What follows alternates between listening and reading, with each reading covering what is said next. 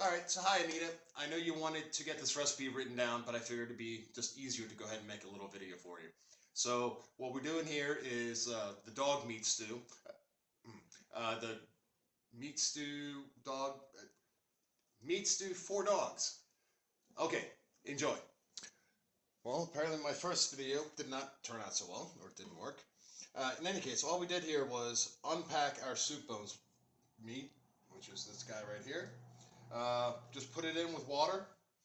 Right now, it's still fairly frozen. It's only been in here for about an hour.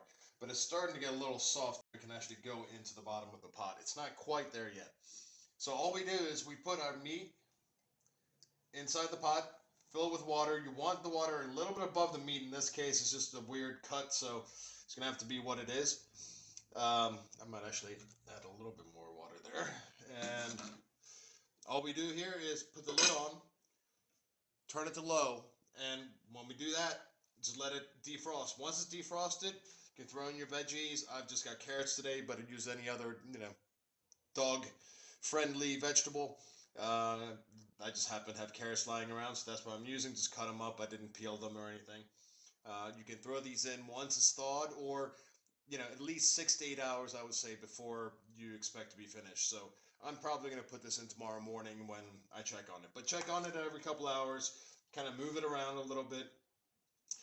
Once it's defrosted properly, then go ahead and switch it up to low. That's where you want. That's it. So right now, this is going to sit. It's going to defrost for a little bit more.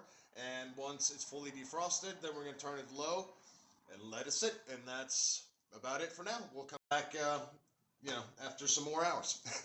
Bye.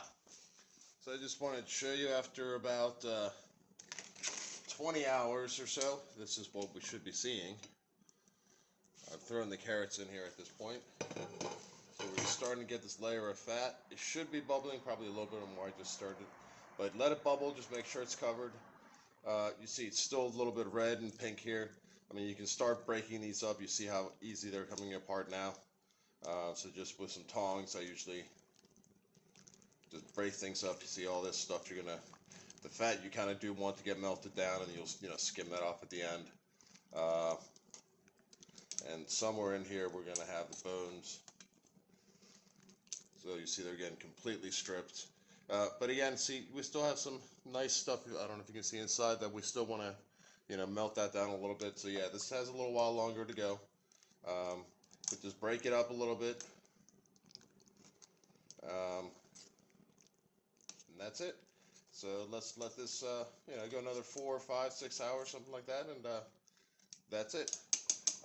You can always adjust your how watery it is at the end, either by adding more water or letting it go ahead and sit here without the cover on it. But just keep it on low, and it'll just work itself out at the end. So I'm going to cover it back up. Let's give it a couple more hours, and we'll see where we're at. So here we are after about 24 hours. I turned the heat off now, and so everything is fairly well shredded, but you don't want any big chunks.